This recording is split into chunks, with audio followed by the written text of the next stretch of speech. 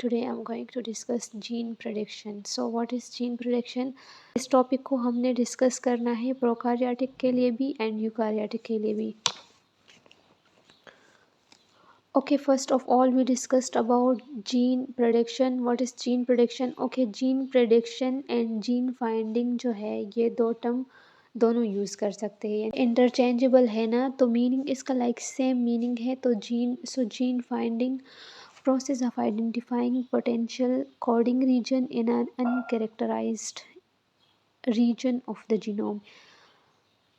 आपके पास सपोज कोई जीनोम का ऐसा पार्ट है जिसको अभी तक यानी जिस पे अभी तक कोई वर्क ही नहीं हुआ, जिसकी करेक्टराइजेशन नहीं हुई है और आप उस रीजन में देखना चाह रहे हो, ठीक है, कि आप चाह रहे हैं कि आपकी कोई जीन प्रेजेंट है, तो आप जो है वो प्रोसेस जिसके थ्रू आप हम इस पोर्शन में से जीन को आइडेंटिफाई करने की कोशिश करते हैं ना, तो उसे हम कहते हैं जीन प्रेडिक्शन, जीन फाइंडिंग. अच्छा, जीन प्रेडिक्शन और जीन फाइंडिंग एक ही टर्म है, लेकिन ये आगे चल के आपको क्लियर हो जाएगा कि जीन प्रेडिक्शन का वर्ड हम किस टाइम यूज़ करते हैं और जीन फाइंडिंग, लेकिन है दोनों सेम, ठीक है. There are many different gene finding software packages and no one program is capable of finding everything. यानी बहुत सारे सॉफ्टवेयर है, पैकेजेस है, सॉफ्टवेयर पैकेजेस के जिनको फाइंड कर सके, लेकिन किसी एक सॉफ्टवेयर में ये एबिलिटी नहीं होती कि वो आपको सारी चीज़ें फाइंड करके दे. हम लोग ना यहाँ पे जितनी भी जीन फाइंडिंग और प्रेडिक्शन की बात करेंगे ना, तो वो कंप्यूटेशनल के हवाले से होगी. इसमें कंप्यूटेशनल मेथड की बात करेंगे तो यानी कोई भी प्रोग्राम वो जो है वो सब कुछ फाइंड नहीं कर सकता. जो आपके लिए आपका टास्क है वो परफॉर्म तो करेगा, लेकिन वो सारी क्राइटेरिया फुलफ़िल नहीं करेगा. यानी कोई एक प्रोग्राम हर चीज़ आपको फाइंड करके नहीं दे सकता. तो you may go for the different kind of programs, और इसके पीछे आपको देखना होगा कि किस तरह का लॉजिक एंड किस तरह के एल्गोरिथम जो है रन हो रहे हैं, ठीक है. किस एल्गोरिथम की बेस पे जीन प्रिडिक्शन कर रहा है और कौन से मेथड की बेस पे कर रहा है, और ये आउटपुट में हमें कौन कौन सी चीज़ें प्रिडिक्ट करके देगा. जीन फाइंडिंग किन किन बिना पर कह रहे कि आपको जीन फाइंडिंग करके दिया है. सो बहुत सारी चीज़ें हैं जिसको डिस्कस करते हैं.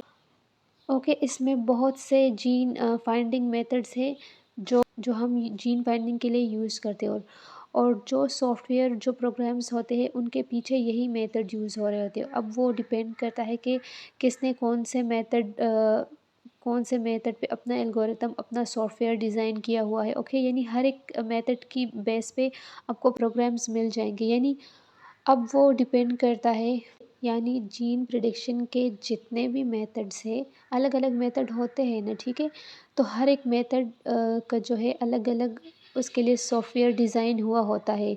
तो वहाँ पर हर हर किस्म के सॉफ्टवेयर आपको मिल सकते हैं. तो आप जिस मेथड से भी फिर अपना जीन प्रिडिक्ट करना चाहो तो वो जो है सॉफ्टवेयर यूज़ कर सकते हैं. ओके, सबसे पहला मेथड है हमारे पास रूल बेस्ड मेथड. इसमें हमारे पास क्या होता है कि स्टार्ट एंड स्टॉप कोडान होने चाहिए. जो रूल बेस्ड मेथड है, जितने भी मेथड्स हैं या जो एल्गोरिथम्स हैं ना, उनके पीछे रन होता है. इसकी सेंस ये होती है कि आप कैसे कह सकते हैं कि हमने जीन फाइंड कर लिया, अगर आपके पास वो सीक्वेंस जो है जिसको आप कह रहे हैं कि 3 जीन हो सकती है, तो उसका स्टार्ट कहाँ से हो रहा है. अगर वो स्टार्ट जो है ATG जो हमारा स्टार्ट कोडान है ATG से हो रहा है, तो उसका एंडिंग कहाँ पे हो रहा है, ठीक है. यानी उसका सिंपल जो है इसका मतलब यही है कि जिस सीक्वेंस को आप ये कह रहे हो कि ये हमारा जीन है, तो उसका स्टार्ट एंड स्टॉप कोडान क्या है. स्टॉप कोडान 3 होते हैं ना, ठीक है, हमारे पास. इसके अलावा हम लोगों ने देखना होता है कि जितने भी हमारे न्यूक्लियोटाइड्स हैं जिनको हम कह रहे होते हैं कि ये एक जीन है, तो उनका हमने पहला तो यही है कि हमने उनका स्टार्ट एंड स्टॉप कोडान देखना होता है. लेकिन दूसरा ये पॉइंट है इसमें कि उनको जो है 3 पे डिवाइड करके देखना होता है कि इनका कोई रिमाइंडर ना बचे, ठीक है. अगर 3 पे हम डिवाइड करें जो सीक्वेंस का लेंथ होता है, अगर उसका कोई रिमाइंडर बचेगा तो इसका मतलब है वो हमारा जीन नहीं है। अगर रिमाइंडर ज़ीरो है तो इसका मतलब है कि वो जीन होगा, ठीक है। तो इसको हम रूल बेस्ड कहते हैं, ओके। जो रिमाइंडर वाली बात जो है ना, ये इस तरह होती है ना कि आपके पास फॉर एग्ज़ाम्पल आपने एक सीक्वेंस पुट करवाया करवाया हुआ है, ठीक है, अनकरेक्टराइज पोर्शन ऐसे जीन का आप देखना चाह रहे हो कि इसमें कोई जीन है कि नहीं, यानी जीन फाइंड करना चाह रहे हो। तो आप जब उसे सॉफ्टवेयर में पुट करेंगे, सॉफ्टवेयर ने आपको रिज़ल्ट बताया कि आपकी अगर सॉफ्टवेयर आपको रिज़ल्ट में दे दे कि ये आपका जीन है 1 2 3, यानी 3 जीन आ गई है, ठीक है सपोज़। आप पहली जीन पे जाते हो और देखते हो कि कितनी इसकी टोटल लेंथ है जीन की। अगर फॉर एग्ज़ाम्पल जीन की लेंथ जो है 27 है, तो आप देखते हो कि स्टार्ट एंड स्टॉप कोडान है, ओके, ये भी है। इसके अलावा अब आप इसके लेंथ देख रहे हो, ठीक है। अगर फॉर एग्ज़ाम्पल लेंथ 27 है, तो आपने 27 को 3 पे डिवाइड कर देना है। जब आप 27 को 3 पे डिवाइड करोगे तो देखिए इसका कोई रिमाइंडर नहीं बचता, ठीक है। तो ज़ीरो रिमाइंडर है, तो इसका मतलब ये है कि ये जीन है। इसके अलावा अगर फॉर एग्ज़ाम्पल उस सीक्वेंस की लेंथ जो है 29 है और आप 29 को अगर 3 पे डिवाइड करो तो रिमाइंडर क्या बचता है, 2 आता है हमारे पास, तो इसका मतलब है कि ये जीन नहीं है।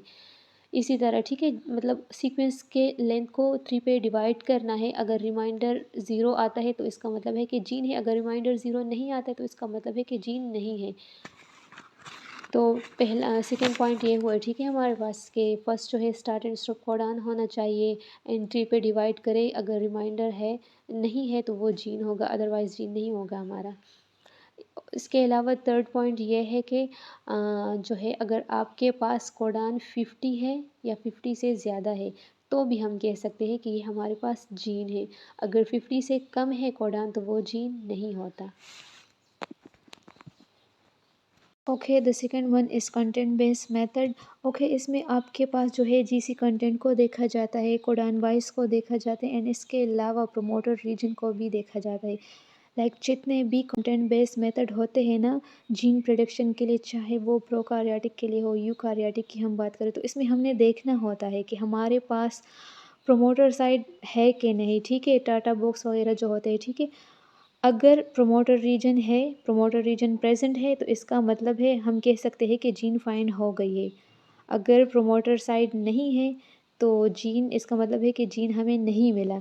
तो ये जो सॉफ्टवेयर होते हैं, जो एल्गोरिथम्स हम यूज़ कर रहे होते हैं, मेथड्स जितने भी, ठीक है, तो वो सॉफ्टवेयर भी सीक्वेंस को चेक करते हैं। अगर सॉफ्टवेयर को प्रमोटर रीजन मिल जाता है उस सीक्वेंस के अंदर, प्रमोटर जो साइड होता है, अगर वो मिल जाता है तो सॉफ्टवेयर हमें रिज़ल्ट दे देते कि यस ये हमारा जीन है, हमारी जीन जो है फाइंड हो चुकी है।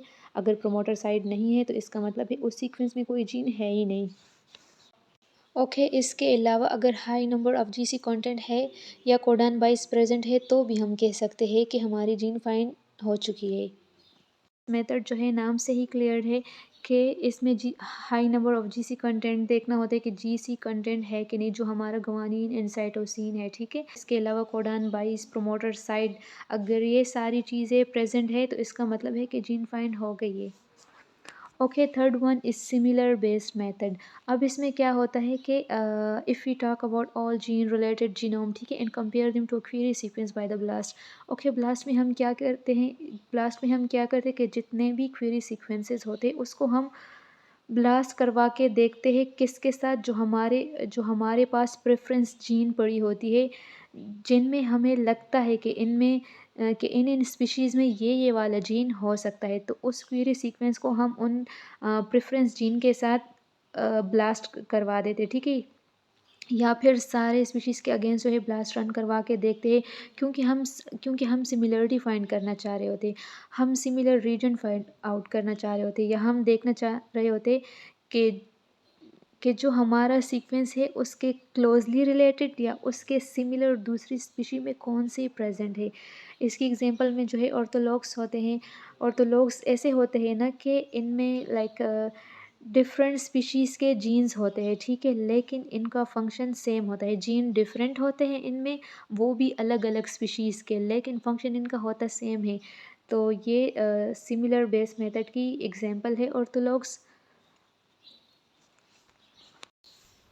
Okay, the fourth one is ab initio method. Okay, इसमें ये टफ़ होता है क्योंकि इसमें आपको कुछ नहीं पता होता, लाइक कि आपका जीनोम कोई ऐसा जीनोम है कि आपने उसे ब्लास्ट करवा लिया और वो जो है सिमिलरिटी ही नहीं दे रही, ठीक है। अगर सिमिलरिटी शो कर भी रहा है तो उसकी वैल्यूज़ ठीक नहीं आ रही या उसकी आइडेंटिटी जो है वो कम आ रही है, तो इसका मतलब है कि वो आपस में सिमिलर नहीं है।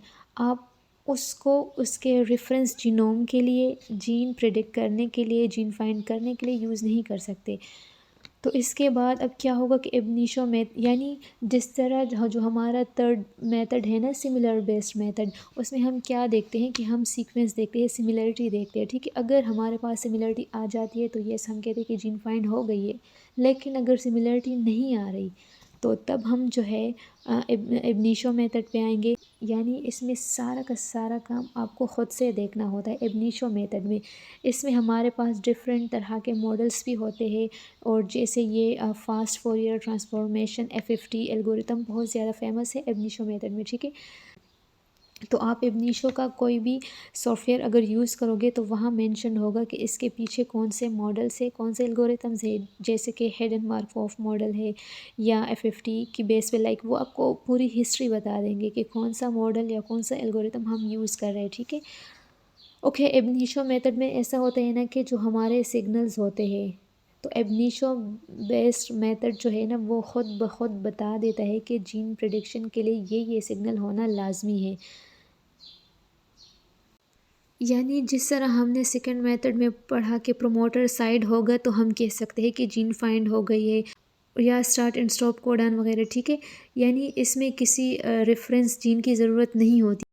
ओके, अगर हम जीन प्रेडिक्शन की बात करें ना तो टू टाइप्स है इसके, ab initio method and homology based method. Okay, ab initio and homology based method, इन दोनों मेथड्स में उन रूल्स का भी ख्याल रखते हैं क्योंकि ये दो मेन मेथड है जीन प्रेडिक्शन के। ओके, जब एब इनिशियो मेथड पे फाइंड कर रहे होते हो जीन को, तब हम इन दो चीज़ों को देखते हैं क्योंकि ये सारे सिग्नल है कि कहाँ पे जीन है। ओके, इसमें जीन सिग्नल होते हैं, इंट्रॉन स्प्लाइस होते हैं, transcription factors, poly adenylation site, triple codon, ribosomal binding site and binding site structures and gene content, ठीक है। इब इनिशियो मेथड आपको सारा सिग्नल्स की बेस पे जीन प्रेडिक्ट करके देगा, जबकि होमोलॉजी में significant matches of query sequence with sequence of non gene in probabilistic model like Markov model और हिडन मार्कोव मॉडल। ओके, इसमें ये दोनों मॉडल यूज़ होते हैं, ठीक है, Markov model and hidden Markov model. Okay, next one is prokaryotic gene prediction. एब initio की जब हम बात कर रहे थे कि यानी वो सिग्नल देखता है इंट्रॉन स्प्लाइस जैसे transcription factor, ribosomal binding site, तो फिर हम जीन प्रोडक्शन का जो टर्म है वो ज़्यादा यूज़ करते हैं, ठीक है। ठीक है, शुरू में मैंने बताया था ना कि मतलब जीन प्रोडक्शन और जीन फाइंडिंग एक ही बात है, लेकिन सम टाइम हम जीन प्रोडक्शन को ज़्यादा यूज़ करते हैं। तो वो किस केस में हम जीन प्रोडक्शन को यूज़ करते हैं, जिस टाइम हम एब इनिशियो मेथड यूज़ कर रहे होते हैं, ठीक है, प्रोकार्योटिक जीन प्रोडक्शन के लिए। Okay, gene prediction is easier in microbial genome, यानी प्रोकार्योट्स में जीन को प्रेडिक्ट करना बहुत इजी होता है। स्मॉलर जीनोम होता है, जीन को डेंसिटी होती है, सीक्वेंस जीनोम होती है और रिपीटेटिव सीक्वेंसेस होते हैं, और इसके बहुत ज़्यादा सीक्वेंस जीनोम होते हैं। ATG स्टार्ट कोडॉन होता है, ठीक है, and ribosomal binding site Shine Dalgarno sequences, जहाँ पर आकर राइबोसोम बाइंड करता है। ओके, ये मैसेंजर RNA का बताया हुआ है, यहाँ पर शाइन डेल्गार्नो सीक्वेंस और यहाँ पर scenes RNA, ribosomal RNA। Okay, तो ये प्रोकार्योट का जीन स्ट्रक्चर है। यहाँ हमें पता है कि अगर हमारा स्टार्ट कोडॉन होता है, ये हमारा स्टार्ट कोडॉन होता है और ये स्टॉप कोडॉन, इसके दरमियान वाला रीजन है ORF यानी ओपन रीडिंग फ्रेम, और ये टाटा बॉक्स और प्रमोटर होते हैं, और यहाँ से हमारी ट्रांसक्रिप्शन वगैरह स्टार्ट होती है। ये हमारे पास ATG आ गया, और ये TAG यानी स्टार्ट एंड स्टॉप कोडॉन है, और ये स्टार्ट एंड स्टॉप कोडॉन के दरमियान वाले रीजन को ओपन रीडिंग फ्रेम कहते हैं, ठीक है। यानी इस रीजन से लेकर इस रीजन तक की हमारे पास जीन है। जो सॉफ्टवेयर को हमने सीक्वेंस दिया होता है ना, वो 6 फ्रेम में उनको रीड करता है। जो भी हम सीक्वेंस देंगे उसको जीन प्रेडिक्शन करने के लिए सॉफ्टवेयर में, तो सॉफ्टवेयर जो है 6 फ्रेम में उनको रीड करके, यानी सॉफ्टवेयर जो है उनको 6 फ्रेम में रीड करता है। अब 6 फ्रेम कैसे होते हैं? 3 फॉरवर्ड के और 3 रिवर्स के फ्रेम होते हैं। फ्रेम अब 3 फॉरवर्ड के कैसे होते? ओके, ये सबसे पहले 3 सीक्वेंस लिए हमने यहाँ पे, इसके बाद अगले 3 इस तरह 3 के पेयर जो है बना लेंगे। ओके, सपोज़ करें कि फ्रेम 1 में अगर LTG यानी स्टार्ट कोडान होता है और स्टॉप कोडान नहीं होता है, तो इसका मतलब ये है कि यहाँ जीन नहीं है। ठीक है, मतलब हमने कहा ना कि हमारे पास स्टार्ट एंड स्टॉप कोडान होना चाहिए लाजमी। LTG हमारा स्टार्ट कोडान है एंड TAG जो है हमारा स्टॉप कोडान है। अगर स्टॉप कोडान सॉरी यस अगर स्टार्ट कोडान है तो और स्टॉप कोडान नहीं है, तो इसका मतलब है कि जीन नहीं है यहाँ पर। फ्रेम 2 में यहाँ से स्टार्ट होगा, यानी ए को स्किप करके टी से स्टार्ट होगा, TGA, इस तरह ये 3 सेलेक्ट करता जाएगा।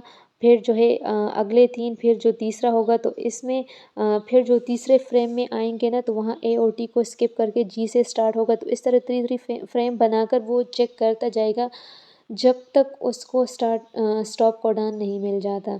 और ठीक है, जब स्टार्ट एंड स्टॉप कोडान दोनों मिल जाएंगे तो फिर उस स्टार्ट एंड स्टॉप कोडान के दरमियान वाला जो रीजन है वो हमारा ORF रीजन होता है। ठीक है, यानी सिंपल लफ्ज़ों में यही कि जो हमारा स्टार्ट कोडान होता है ATG या TAG, ठीक है, उसका दरमियान वाला रीजन तो ORF रीजन होता है। अगर इन केस फ्रेम 1 में स्टॉप कोडान नहीं है तो वो चेक करता जाएगा, और वो उस वक़्त तक चेक करता जाएगा जिस वक़्त तक उसको स्टॉप कोडान नहीं मिल जाता। और जब उसको स्टॉप कोडान मिल जाएगा तो फिर start codon and stop codon वाला जो रीजन है उसके दरमियान वाली जो उसका दरमियान वाला जो रीजन है वो हमारा ओपन रीडिंग फ्रेम होगा, ORF रीजन। ठीक है, okay, open reading frame, a sequence defined by in-frame start and stop codon which in turn define a putative amino acid sequences. A genome of length n is comprised of n3 codons. Stop codon break genome into segments between consecutive stop codon. The subsequent of these that start from the start codon ATG are open reading frames. DNA is translated in all 6 possible frames, 3 frames forward and 3 reverse। ठीक है, ये सारी same वही बातें जो अभी मैंने बता दी कि यानी स्टार्ट एंड स्टॉप कोडान होना चाहिए and start and stop codon के दरमियान वाला जो रीडिंग ये जो रीजन है वो हमारा ओपन रीडिंग फ्रेम है। एंड जो है ओपन रीडिंग फ्रेम में जो है 3 फ्रेम फॉरवर्ड होते हैं एंड 3 रिवर्स होते हैं। ठीक है, एंड एन वाला वही होता है एन, ठीक है, कि अगर जो हमारा सीक्वेंस लेंथ है उसको 3 पे डिवाइड करके हमें देखना होता है। अगर रिमाइंडर नहीं है तो इसका मतलब है कि जीन प्रेजेंट है। अगर रिमाइंडर हमारे पास आ गए तो इसका मतलब है कि जीन प्रेजेंट नहीं है। Identifying open reading frame, simple first step is gene finding. Translate genome sequence in 6 frame, identifying stop codon in each frame. Region without stop codon are called open reading frame or ORFs. Locate and take all of the likely ORF in a sequences. The longest open reading frame from a MET codon is a good prediction of protein encoding sequences। ठीक है, MET जो हमारा start codon होता है methionine, ठीक है, वो वाला software NCBI ORF finder. Software कौन सा यूज़ होता है इसके लिए? NCBI ORF finder. Gene finding software and programs. It is organism specific. It works best on genes that are reasonably similar to a known gene detected previously. It finds protein coding region far better than non-coding region. It can predict the most probable exon and suboptimal exon. It is reasonably successful in finding gene in a genome, but still it is imperfect.